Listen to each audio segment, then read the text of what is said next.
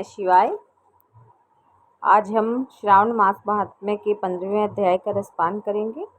उम्मीद है आपको हमारी कथाएं अच्छी लगे। भगवान शंकर ने संत कुमार को बताया कि श्रावण मास की शुक्ल पक्ष की छठी तिथि को महामृत्यु विनाशक उत्तम सुपोधन नामक व्रत किया जाता है।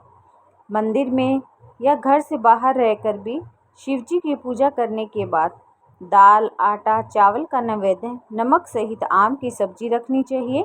ब्राह्मणों को नैवेद्य पदार्थ का बयाना देना चाहिए। जो व्यक्ति नियम पूर्वक इस व्रत को करता है उसे बड़े भारी अंत पुण्य प्राप्त होते हैं। इस संबंध में मैं तुम्हें एक कथा सुनाता हूँ।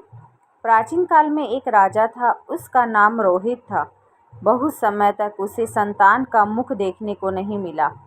उसने संतान प्राप्ति हेतु कठिन तप किया। तपस्या के प्रभाव से ब्रह्मा जी प्रकट हुए।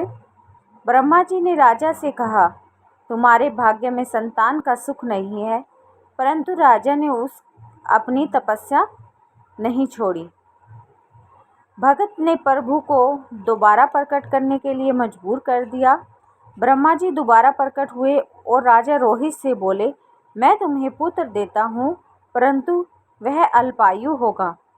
इस पर राजा और रानी ने सोचा कि पुत्र प्राप्ति से बांझपन तो हट जाएगा, लोक में पुत्र न होने की निंदा तो समाप्त हो जाएगी। हमारे लिए इतना ही पर्याप्त है। राजा और रानी ने अल्पवायु पुत्र के लिए अपनी सहमति प्रदान कर दी। समय आने पर ब्रह्मा जी ने वरदान से रानी को पुत्र पैदा हुआ। राजा ने पुत्र के जात कर्म बड़ी धूमधाम से किया। बालक का नाम शिवदत्त रखा गया। अल्पवायु होने के कारण राजा ने राजकुमार शिवदत्त का विवाह नहीं किया। 16 वर्ष की अवस्था में उसका निधन हो गया। ब्रह्मचारी के रूप में शिवदत्त का निधन हो जाने से राजा दिन रात चिंतित रहने लगा, क्योंकि जिस वंश में ब्रह्मचारी की मृत्यु हुई थी वह वंश नष्ट हो गया। संत कुमार ने राजा शिव से पूछा, क्या इसका कोई उपाय नहीं है? यदि कोई उपाय हो तो मुझे बताएं, जिसके करने से दोष दूर हो जाए। भगवान शंकर बोले, मृत यदि स्नातक या ब्रह्मचारी है तो उसका अर्क विधि से विवाह संयोग करके पीपल का पेड़ तथा ब्रह्मचारी को मिलाकर देश, काल, गोत्र तथा नाम का उच्चारण करते हुए कहना चाहिए, मैं मृत ब्रह्मचारी की शांति के लिए नैसर्गिक व्रत करता हूँ। सोने से अभ्युत करके पीपल के वृक्ष की शाखा, शव को हल्दी और तेल से लेप कर पीले सूत द्वारा विशिष्ट करना चाहता हूँ। फिर अग्नि की स्थापना करके विवाह विधि द्वारा आधारंत हवन कर अग्नि, बृहस्पति, काम 4 आहुतियों से हवन कर शिव संगक होम कर कर्म को समाप्त करें। इसके बाद पीपल की डाल तथा मृत शव का अग्नि संस्कार करना चाहिए। मृत की संभावना हो तो इस व्रत को 6 वर्ष तक करना चाहिए। 30 ब्रह्मचारियों को नए कौपीन देना चाहिए। खड़ाऊ, छत्र, माला, चंदन, मणि, पलाव तथा आभूषण देने चाहिए। इस प्रकार करने से कोई विघ्न नहीं होता। राजा ने इस विधि को ब्रह्मांड के मुख से सुनकर सोचा कि यह अमुख अरक विवाह मुझे अच्छा नहीं लगा। विवाह होने ही मुख्य बात है। मैं राजा हूँ। जो कोई इस लड़के के साथ अपने पुत्री की शादी करेगा, मैं उसे धन दौलत से मालामाल कर दूंगा। उसके राज्य में एक ब्राह्मण रहता था जो किसी कार्य से बाहर गया हुआ था। उसकी प्रथम पत्नी से एक पुत्री थी। उसकी दूसरी पत्नी बड़ी दृष्ट प्रकृति थी। उसने धन के लालच में लड़की को देना स्वीकार कर लिया। उसने 1 लाख रुपया लेकर अपनी सौत की 10 वर्षीय कन्या को राजा के मृत पुत्र के साथ शादी कर दी। उस बालिका को लेकर राजा के सेवक शमशान भूमि में गए और शव के साथ उस लड़की को सती होने की व्यवस्था करवाने लगे। तब वह अबोध वाला बोली, आप यह क्या कर रहे हैं। लड़की की बात सुनकर वे सब दुखी मन से कहने लगे, तुम्हारा पति मर गया है, तुम्हें इसके साथ सती होना है। यह सुनकर लड़की रोने लगी और बोली, आप मेरे स्वामी को क्यों जलाते हो, मैं उन्हें जलने नहीं दूंगी। आप सब लोग जाएं, मैं यहाँ अकेली रहूंगी।